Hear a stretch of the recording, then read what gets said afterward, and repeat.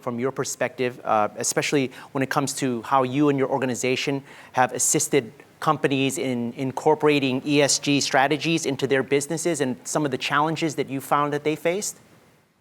Yeah, sure, absolutely. So I think Accenture actually works with, I think, a lot of companies, right, on different parts of, I guess, sustainability strategy development all the way to execution, right?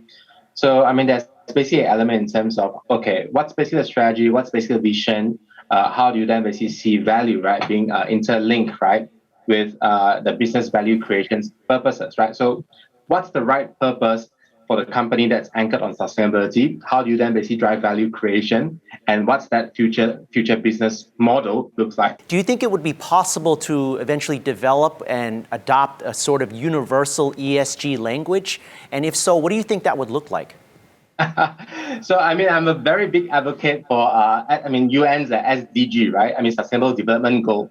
I mean, that's basically a very universal type of, framework and outcomes in terms of, where do we want to then basically go and what it needs to be.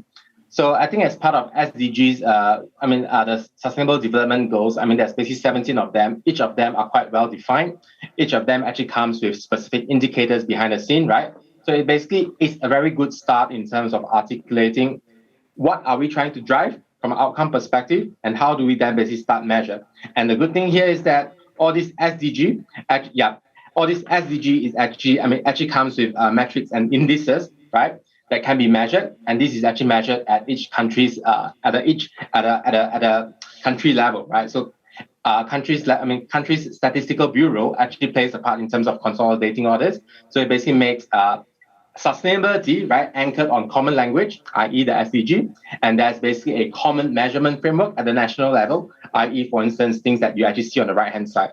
So I think that's basically the framework as well as measurement. Now, from a private sector perspective, I mean, we are a lot more familiar, right, with the whole ESG conversation. I think that's also showing very